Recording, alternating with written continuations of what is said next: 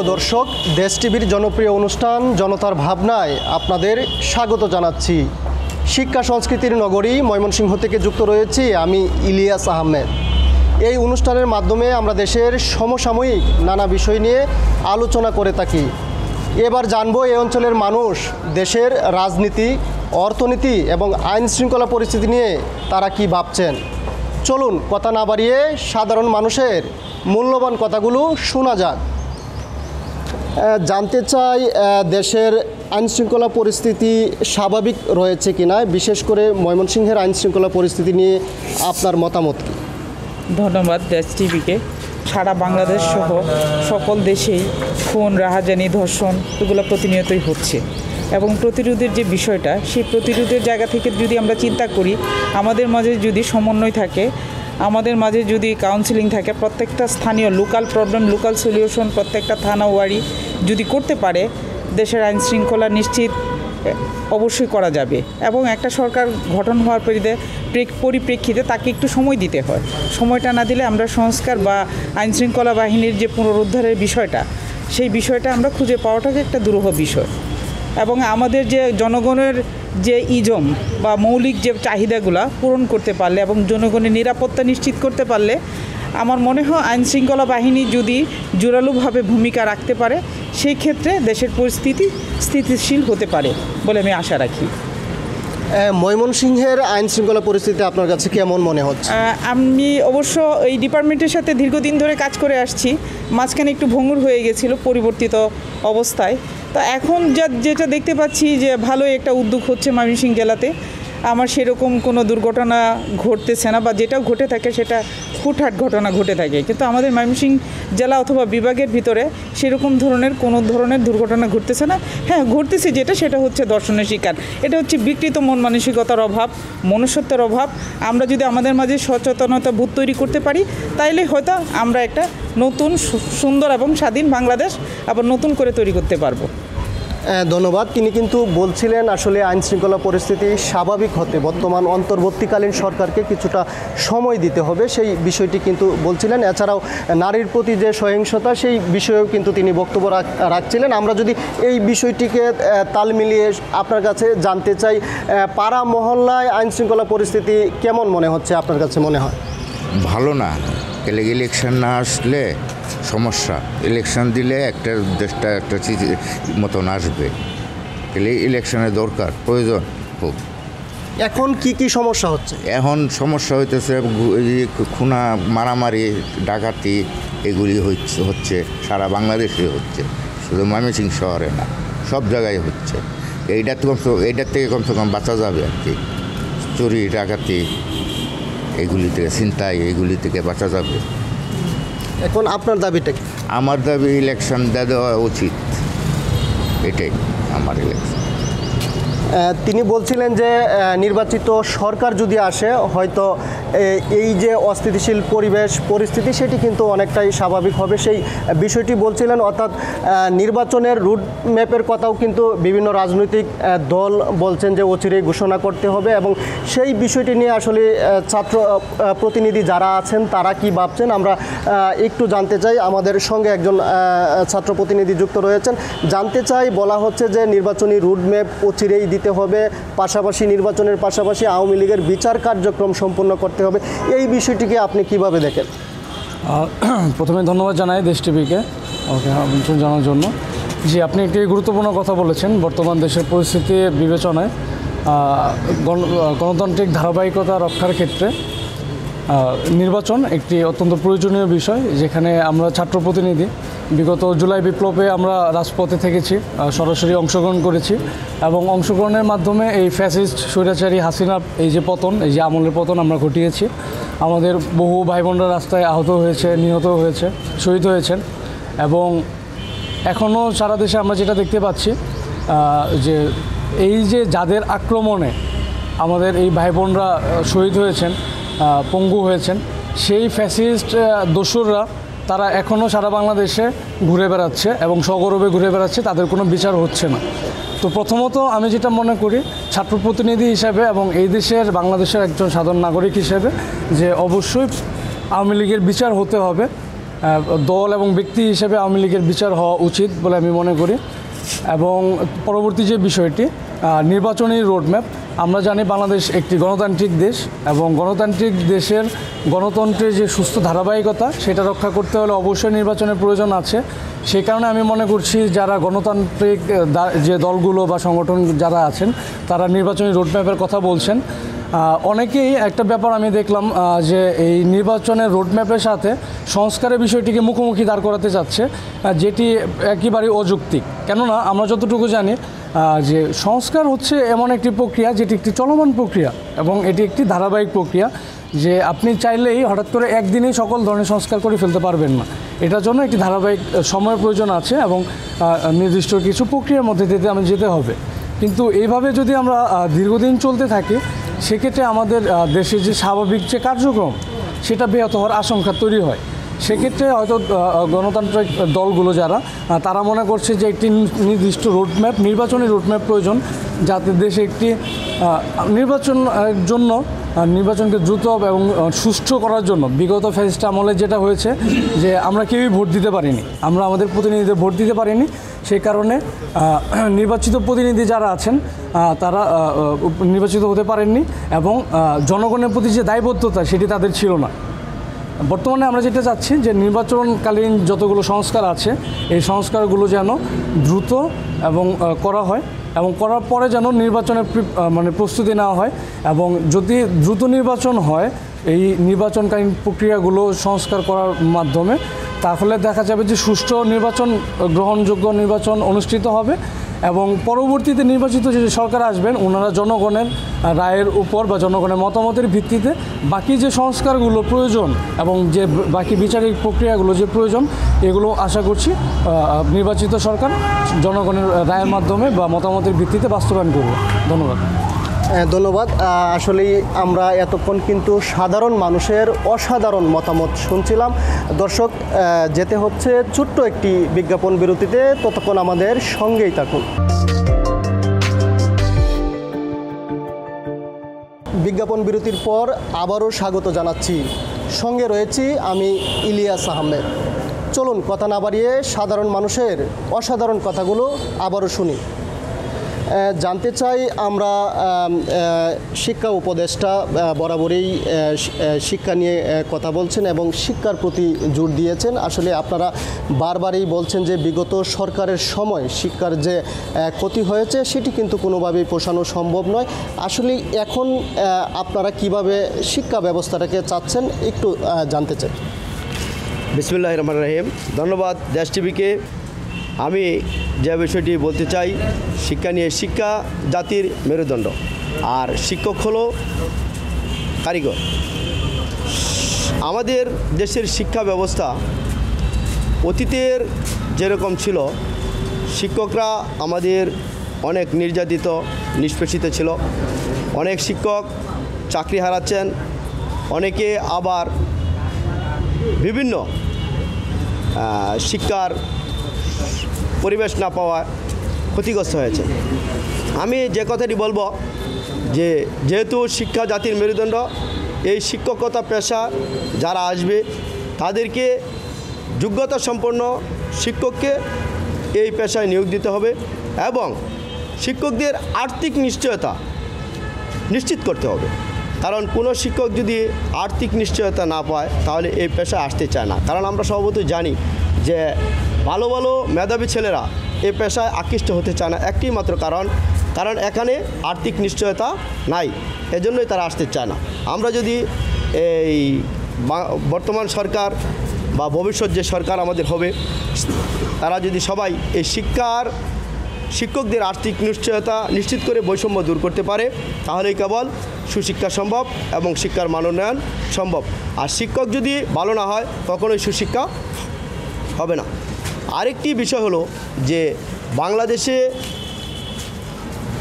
95% শিক্ষক বেসরকারি আর 5% সরকারি।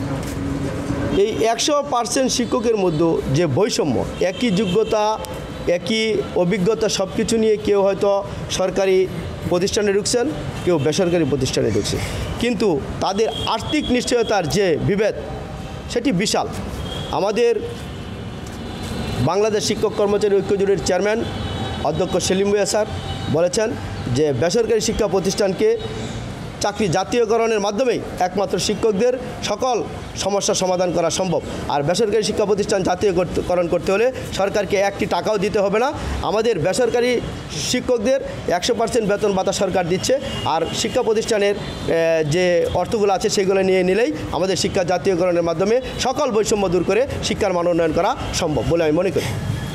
ধন্যবাদ। তিনি কিন্তু বলছিলেন যে শিক্ষকদের আর্থিক নিশ্চয়তা প্রদান করে শিক্ষার মান কিন্তু এগিয়ে নিয়ে যেতে হবে, সেই বিষয়টি বলছিলেন। আমরা দেখেছি নির্বিচারে কিন্তু পরিবেশ ধ্বংস হচ্ছে, অর্থাৎ যারা পরিবেশ নিয়ে কাজ করেন এই বিষয়টি নিয়ে আমরা যুক্ত হব। একটু জানতে চাই, আপনি তো দীর্ঘদিন ধরে পরিবেশ নিয়ে কাজ করছেন, আসলেই পরিবেশ কেন ধ্বংস হচ্ছে এবং ধ্বংসের দ্বার প্রান্তে প্রতিনিয়তই যাচ্ছে? ধন্যবাদ আপনাকে। একটি বিষয় দিয়ে আমি শুরু করব, সেটি হচ্ছে ব্রহ্মপুত্র নদ।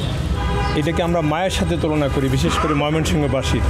কিন্তু অত্যন্ত দুঃখের বিষয় যে এই ব্রহ্মপুত্র নদকে বারবার চেষ্টা করেও প্রচুর আমরা মানববন্ধন আন্দোলন করেও এর কোনো সুষ্ঠু সমাধানে এখনও আসতে পারি নাই। এটাকে কেন্দ্র করে মোটামুটিভাবে দুপাশের মানুষের প্রাকৃতিক বিপর্যয় যেটা এটা চলছে এবং হচ্ছে এবং ভবিষ্যতেও হবে। আরেকটি বিষয়, এই ময়মনসিংহ অঞ্চলের আমরা দেখেছি যে বনাঞ্চল ছিল সেটা ধীরে ধীরে কমে আসছে। সাধারণত একটা দেশের যেখানে 25 ভাগ বনাঞ্চলের দরকার, মনে হয় যে ময়মনসিংহের কথাই যদি চিন্তা করি সেখান থেকে 6-7 থেকে 7-এর উপরে নাই, 7%-এর উপরে নাই। তাহলে এই যে গাছের অভাবে প্রাকৃতিক বিপর্যয় হচ্ছে, বন্যা বলেন, খরা বলেন বা ঘূর্ণিঝড় বলেন, এগুলো কিন্তু সবই হচ্ছে এই গাছপালার নিধনের ফলে। আপনি যদি ভালুকার কথা চিন্তা করেন, সেখানের বনটা উজাড় হয়ে যাচ্ছে।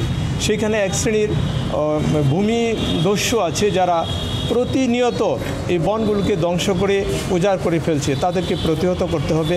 মাননীয় সরকারের কাছে আবেদন থাকবে এগুলোর প্রতি যেন আরও খেয়াল দেওয়া হয় এবং সুষ্ঠু সমাধানের জন্য কাজ করা হয়। আরেকটি বিষয় আমাকে বলতে খুব ইচ্ছে হচ্ছে, সেটা হলো যে আপনি যদি ময়মনসিংহ থেকে আপ টু যদুপুর পর্যন্ত যান, দুপাশে যে শিল্প কারখানা, এই শিল্প কারখানাগুলোর যে বর্জ্য পদার্থ সেগুলো আশেপাশের নদীতে ফেলা হচ্ছে।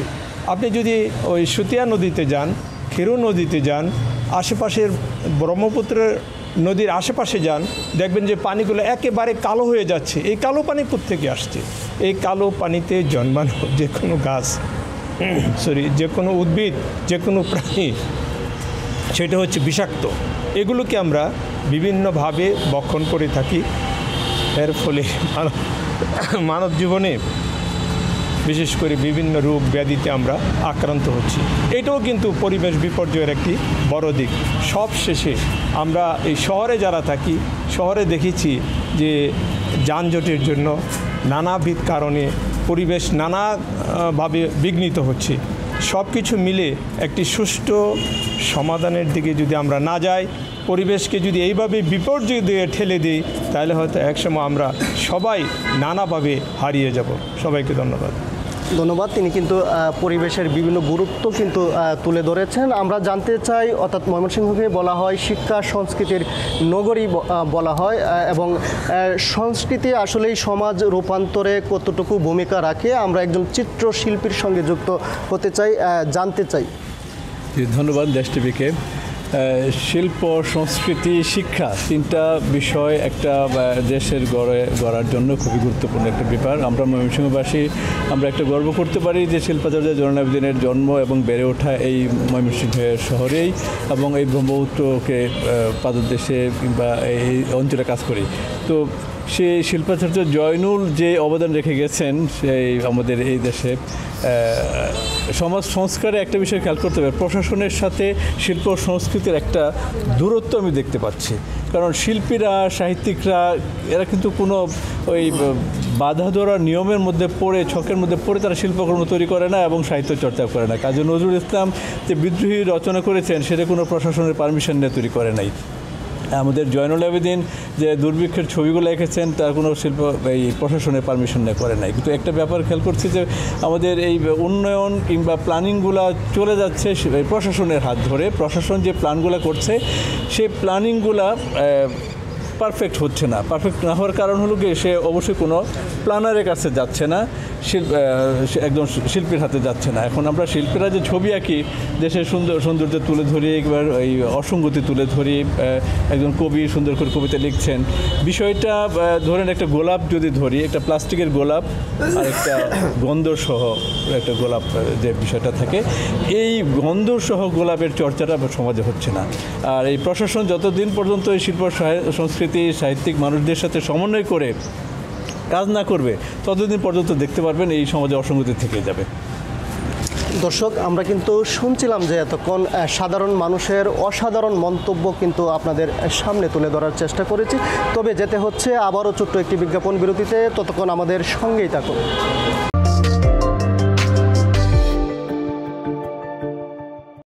দর্শক, বিজ্ঞাপন বিরতির পর আবারও স্বাগত জানাচ্ছি। সঙ্গে রয়েছি আমি ইলিয়াস আহমেদ। সাধারণ মানুষের বিভিন্ন মতামত তুলে ধরাই হচ্ছে আমাদের এই অনুষ্ঠানের মূল লক্ষ্য। চলুন কথা না বাড়িয়ে সাধারণ মানুষের কাতারে গিয়ে তাদের মূল্যবান কথাগুলো শুনি। প্রতিনিয়ত সমাজে নারী নিপীড়ন বেড়েই চলেছে এবং সেই বিষয়টি নিয়ে সমাজের নানা শ্রেণী পেশার মানুষ রয়েছে, তারা প্রতিনিয়ত কথা বলে থাকেন এবং তারা প্রতিবাদ করে থাকেন। আমরা একটু যুক্ত হতে চাই, জানতে চাই প্রতিনিয়ত তো সমাজে নারী নিপীড়ন বাড়ছে, এই বিষয়টি নিয়ে আপনারাও কথা বলছেন, কাজের কাজ কিছু হচ্ছে কিনা? না, সবচেয়ে বড় কথা যেটি, যে নারীর উপর সহিংসতা, নিপীড়ন যেভাবেই বলি, নারীর প্রতি মানুষের দৃষ্টিভঙ্গির মারাত্মক একটি অবনতি হয়েছে। এটি যে একদিনে হয়েছে, 6 মাসের বিষয় কিংবা 6 বছরের বিষয় তা না, ধীরে ধীরে এই মনস্তত্ত্বটা তৈরি হয়েছে। আমরা এই অনলাইনের যুগে দেখি মানে যে কোনো নারী যে কোনো সময়ে সাইবার বুলিংয়ের শিকার হয়। প্রায় প্রতিদিন কোনো না কোনো নারী কিংবা অসংখ্য নারী সাইবার বুলিংয়ের শিকার হচ্ছে এবং বাস্তবে নারীদের জন্য অনেক জায়গায় অনিরাপদ হয়ে উঠছে। নারীর পোশাক নিয়ে বাড়াবাড়ি হচ্ছে, নারী ধর্ষিত হচ্ছে এবং শুধু নারী না, শিশু, এমনকি যাদেরকে শিশু বললেও ভুল হয়, 6 মাস 8 মাস 1 বছর 2 বছর, তাদের উপরও নিপীড়ন হচ্ছে। এবং খুব আশ্চর্যজনকভাবে যে নারী নিপীড়নের সাথে শিক্ষক, পিতা, চাচা, মামা ইত্যাদি, যাদেরকে আমরা মানে বিশ্বাস করতে চাই না যে একটা পিতা তার কন্যাকে ধর্ষণ করবে, সেই ঘটনাগুলোও ঘটছে। শিক্ষকরা ধর্ষণ বলাৎকার করছে, আইনজীবীরা করছে, পুলিশ করছে। এটাকে আসলে মানে শুধু রাজনৈতিক না বিষয়টা, এটি মানে সমাজের গভীরের একটি সংকট এবং এই সংকট দূর করার জন্যে যে রাজনৈতিক মানে অঙ্গীকার থাকা দরকার, রাষ্ট্রের যে অঙ্গীকার থাকা দরকার, সেই অঙ্গীকারটির দুর্বলতা আছে। আমরা চাইব যে মানে অর্ধেক মানুষ নারী, তাদের জীবন যদি নিরাপদ না হয় তাহলে অর্ধেক বাংলাদেশ অনিরাপদ থাকবে, অর্ধেক পৃথিবী অনিরাপদ থাকবে। একটা নারীও যেন ধর্ষণের শিকার না হয়, একটা নারীও যেন নিপীড়নের শিকার না হয়, একটা নারীও যেন সাইবার বুলিংয়ের শিকার না হয়। আর যদি হয়, সেখানে রাষ্ট্র যেন তার যথাযথ এবং কার্যকর ভূমিকা রাখে। এখানে কোনো প্রকার আপোষ করা যাবে না, কারণ এখান থেকে কেউ আসলে মুক্তি পাচ্ছে না। নারী নির্যাতন প্রতিরোধে কিন্তু রাষ্ট্রকে ভূমিকা নিতে হবে, সেই বিষয়টি কিন্তু তিনি তুলে ধরেছেন। আমরা জানতে চাই যে গ্যাস সংযোগ নিয়ে যারা বিভিন্ন সময়ে আন্দোলন করে থাকেন এবং তারা কিন্তু অন্তর্বর্তীকালীন সরকারের কাছেও কিন্তু দাবি জানিয়েছেন তিতাস গ্যাসের সংযোগ যেন চালু করা হয়। জানতে চাই, তিতাস গ্যাসের সংযোগ চালু না করার কারণে আমরা দেখেছি যে অবৈধ গ্যাস সংযোগ কিন্তু বেড়ে চলেছে। এই বিষয়ে আপনারা কোনো আশ্বাস পেয়েছেন কিনা? জি, ধন্যবাদ দেশ টিভিকে। আমরা বারবারই বলছি যে বৈধ সংযোগ বন্ধ থাকলে অবৈধ সংযোগ বেড়ে যায়, অথচ বর্তমান অন্তর্বর্তীকালীন সরকার সেটা জেনেও বুঝেও কেন তারা বৈধ সংযোগগুলি দিচ্ছেন না, এবং যাদের বাড়িতে বৈধ সংযোগ রয়েছে তাদের যে এক্সটেনশন সংযোগগুলো, 1-2টি চুলা যে তারা বাড়িয়ে নিয়েছে, এই সংযোগগুলি কারা দিয়েছে? এই অবৈধ খেলাগুলি কারা করছে? তাদেরকে আমি অন্তর্বর্তীকালীন সরকার এবং আমার সহযোদ্ধা ছাত্র জনতাদের কাছে আমি জোর আহ্বান করছি, আমি অনুরোধ করে বলছি, আপনারা আমাদের এই বৃহৎ গ্যাস সেক্টরকে আপনারা বাঁচান। গ্যাস সেক্টর দেউলিয়া হয়ে যাচ্ছে, গ্যাস সেক্টরে আগামী দিন বেতন দিতে পারবে না, এমন অবস্থা হয়ে যাচ্ছে। এই অবৈধগুলি বন্ধ করুন। আপনারা জানেন অবৈধগুলো কারা দিচ্ছে এবং কেন দিচ্ছে, সেগুলি আপনারা জেনেও আপনারা সেখানে সংস্কার করছেন না। আমরা জানি বাংলাদেশে অনেক ক্ষেত্রেই সংস্কার হচ্ছে, আমরা তার প্রতিফলন পাচ্ছি। কিন্তু আজ থেকে আপনাদের কাছে আমি দুই হাত জুড়ে এই সংস্কারপন্থীদের কাছে অনুরোধ করছি, আপনারাও অতি অবিলম্বে আমাদের গ্যাস সেক্টরকে বাঁচান এবং আমাদের গ্রাহকদেরকে মুক্ত করুন, অবৈধ পথ থেকে আপনারা প্রতিরোধ করুন। এবং যারা অবৈধ গ্যাস সংযোগ দিচ্ছে তারা আপনারা জানেন তিতাস গ্যাসের কর্মকর্তা কর্মচারীরাই স্বৈরাচারের আমল থেকে তারা অবৈধ সংযোগ দিয়ে গেছে। এখন বর্তমানে যারা যারা বহাল তবিয়তে রয়েছে তারাও কিন্তু এই তিতাস গ্যাস কোম্পানিতে স্বৈরাচারের দূষর হিসাবে রয়েছে। তাদেরকে অতি অবিলম্বে অপসারণ করে আমাদের গ্রাহকদেরকে এই অবৈধ পথ থেকে আপনারা রোধ করুন এবং বাংলাদেশের যে কোটি কোটি রাজস্ব থেকে বঞ্চিত হচ্ছে সেই রাজস্বগুলো ফিরিয়ে আনুন। গ্রাহকগুলো প্রতি মাসে তিনি কিন্তু বলছিলেন যে অবৈধ গ্যাস সংযোগ বিচ্ছিন্ন করে এবং বৈধ গ্যাস সংযোগ চালুর কিন্তু দাবি জানিয়েছেন। আমরা দেখছি যে বৈষম্য বিরোধী ছাত্র আন্দোলনে কিন্তু যারা প্রথম সারিতে থেকে আপনি কিন্তু আন্দোলন করেছিলেন, তারপরে কিন্তু বৈষম্য বিরোধী জেলা এবং মহানগর শাখার কমিটি হয়েছে, সেখানেও আপনি নেই। এবং এই যে জাতীয় নাগরিক পার্টি এনসিপির কমিটি হয়েছে এবং আপনারা সেই কমিটিকে কিভাবে দেখেন? দেশের জন্য, দেশের মানুষের জন্য আন্দোলন সংগ্রাম করা এটা আমাদের দায়িত্বের মধ্যেই পড়ে। সেই জায়গা থেকেই আমরা বৈষম্য বিরোধী ছাত্র আন্দোলন করেছি এবং আমরা মনে করি এবং আমরা আগেও বলেছি যে রাষ্ট্রের গার্ড হবে ছাত্ররা, গার্ডিয়ান হওয়ার প্রয়োজন নাই। আমরা কোনোভাবেই মনে করি না ছাত্ররা রাষ্ট্রীয় ক্ষমতায় যেতে হবে, বরঞ্চ রাষ্ট্র ক্ষমতাকে একটা জায়গায়, একটা নিয়ন্ত্রিত জায়গায় রাখার জন্য ছাত্ররা কাজ করবে বলে আমি বিশ্বাস করি। তারপরেও যখন বৈষম্যবিরোধী ছাত্র আন্দোলনের কমিটি হলো, আমরা তাদেরকে স্বাগত জানিয়েছি। আমরা বলেছি যে ঠিক আছে, অভ্যুত্থানের একটা শক্তি, তারা পজিটিভ কাজ করুক এবং একই সাথে এরা যখন পজিটিভ কাজ করে তখন আমাদের ভাল লাগে। কিন্তু যখন কোনো নেগেটিভ কাজ সারা বাংলাদেশের কোথাও হয় তখন আমরা মনের মধ্যে অন্যরকম একটা বেদনা নিয়ে আমরা বসে থাকি। আমরা মুখ ফুটে বলতেও পারি না, এই কারণে যে আকাশে থুতু দিলে তো নিজের গায়ে এসে পড়ে।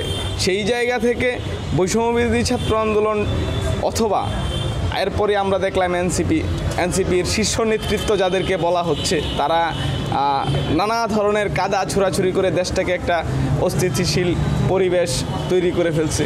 সেই জায়গা থেকে আমি মনে করি না এইগুলা দেশের জন্য, ইভেন কি এনসিপির জন্য শুভ কিছু বয়ে আনবে। ধন্যবাদ। তিনি কিন্তু তার মতামত ব্যক্ত করেছিলেন। আমরা আরেকটু যুক্ত হতে চাই, জানতে চাই যে যারা শিক্ষা ব্যবস্থা নিয়ে শিক্ষার সঙ্গে জড়িত রয়েছেন এবং বর্তমান শিক্ষা ব্যবস্থার কী অবস্থা? ধন্যবাদ ইলিয়াস আপনাকে। বর্তমান শিক্ষা ব্যবস্থার অবস্থা আসলে নাজেহাল। স্টুডেন্টরা ক্লাস করতে পারতেছে না। স্টুডেন্টদের আজকে দেখেন, আজকে সরকারি স্কুলগুলিতে কয়টা ক্লাস হয়েছে, কয়টা পাঠদান হয়েছে। 2 দিন পরে স্কুলটা খুলবে, খোলার পরে স্টুডেন্টের হাতে বাস্ট একটা সিলেবাস ধরে দেওয়া হবে যে তোমাকে এটার উপর পরীক্ষা দিতে হবে। তাহলে স্টুডেন্ট তো বাধ্য হয়ে দেখেন প্রাইভেট টিউটরের কাছে যাবে। স্কুলে পড়াশোনা নাই, সে কী করবে? প্রাইভেট টিউটরের কাছে তার সিলেবাস শেষ করতে হবে। প্রাইভেট টিউটরের কাছে পড়তে গেলে সে স্কুলে যেতে পারবে না, স্কুলে স্টুডেন্ট থাকবে না, স্কুলে মানসম্পন্ন শিক্ষক নাই। স্কুলে ভালো পড়াশোনার জন্য সর্বপ্রথম আপনার কার্য দিবস বাড়াতে হবে স্কুলের। সেই কার্য দিবস বাড়াতে হবে এবং কার্যকর টিচারকে আপনি ক্লাসে পাঠদানের সুযোগ দিতে হবে।